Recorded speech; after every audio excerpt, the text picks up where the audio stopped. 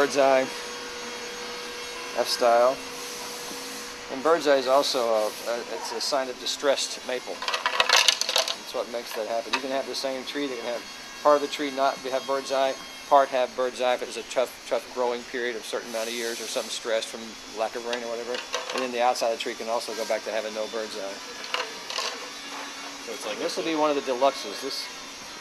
This is the deluxe inlay, but we'll actually have an artist in-house, or sometimes we bring in a tattoo artist that will do engraving, and they're different in they'll be etching all in this inlay. They'll be different. Everyone is a little different. He'll do flamingo heads or little skulls or all kinds of stuff. Everyone has a little unique individuality. That's what a deluxe is, a bird's eye. There's a tortoise-bound deluxe. You can see the difference in the Avroid binding and the tortoise binding. We all like tortoise binding around here.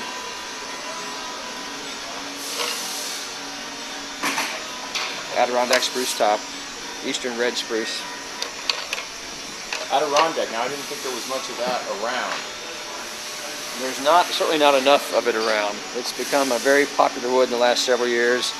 People talk about it every day. They don't know how to even pronounce it. National parks is a big deal. The trees are small. They grow on mountainsides. They twist and turn to get up to the light. It's hard to get really good yield out of it. You've got a lot of run out, which is where you've seen the acoustic guitars before on the wall, that the two tabs at the top look different color. They're reflecting light differently because there's a twist in that tree. And when you cut it, put them together, you match the sets, the grains hitting different due to the twist in the tree. There's a lot of color in it, winter lines. It's gotten really expensive because it is hard to get, and it's hard to get good yield, so the cutters and the processors have to charge for it. It's a supply and demand type of material, and so there's a huge demand for it and not much supply, so we have to have orders wait for it sometime, and some guys get really picky and don't like to see the color in it, and we basically say, it's wood, it's out of a tree, if you want something perfect, don't buy a wooden handmade guitar.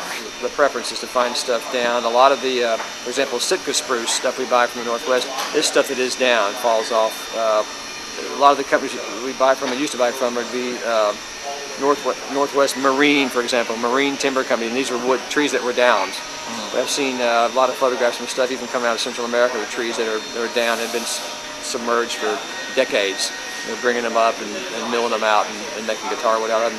There's logs and trees in the bottom of the Great Lakes that are being brought up and made tops out of and stuff. So, I mean, it's wood, and it's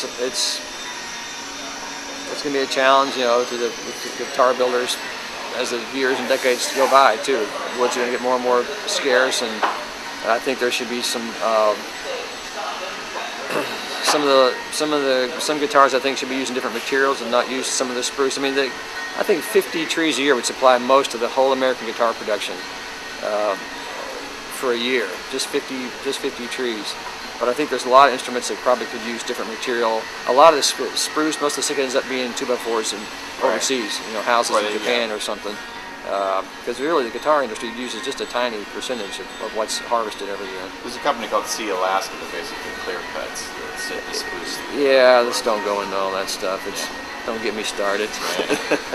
I wrote a big 4-part article where I talked to people, Bob Taylor and people about that. I mean, those guys, they're one of the bigger manufacturers, and of course their needs for wood are tremendous, and so they have a very big concern about the future of the source of wood. And, Martin, and so Chris Martin and his guys, and Bob Taylor, and guys at Gibson, and all these guys need sources of wood for the future. Sierra, I think was it Sierra Club or was it Greenpeace? Yeah, they were working with them to work out a deal where they would preserve some of the forests. Yeah, that's all these sustainable yield stuff, and countries like India are really smart because they're farming Indian rosewood, which is a very common guitar wood for backs and sides.